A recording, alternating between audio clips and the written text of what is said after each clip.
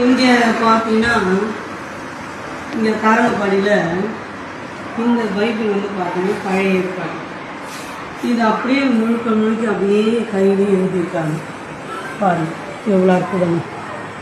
இது மூல பாஷையாகிய எபிரேய பாஷையிலிருந்து தமிழில் மொழிபெயர்க்கப்பட்டதை பார்த்து கையினால் எழுதப்பட்டது. பாருங்கள், அப்படியே உங்களுக்கு நாங்கள் அப்படியே காட்டுறோம். பாருங்கள், அப்படியே கையிலே எழுதியிருக்காங்க. பாருங்கள் எவ்வளோ ஒரு அற்புதமாக எழுதியிருக்காங்க. இவ்வளோ கஷ்டப்பட்டு பாருங்களேன், இவ்வளோ பெரிய நிருபத்தை இவ்வளோ கஷ்டப்பட்டு கையிலே எழுதியிருக்காங்க. ஆனால் நம்ம படிக்க கூட கஷ்டப்படுறோம். சூப்பர்லங்க, நம்ம இவ்வளோ கஷ்டப்பட்டு எழுதியிருக்காங்க. ஆனால் வந்து நம்ம வந்து படிக்க கூட ரொம்ப கஷ்டப்படுறோம்.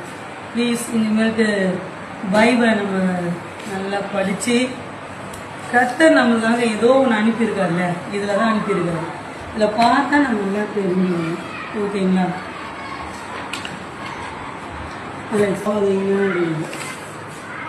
ஜெசி மொத்தம் வந்து இத்தனை பேர் தான் இந்த புதிய ஏற்பாடு எழுதியிருக்கிறாங்க. சீக்கிரம் பால் வந்து கிடையாது.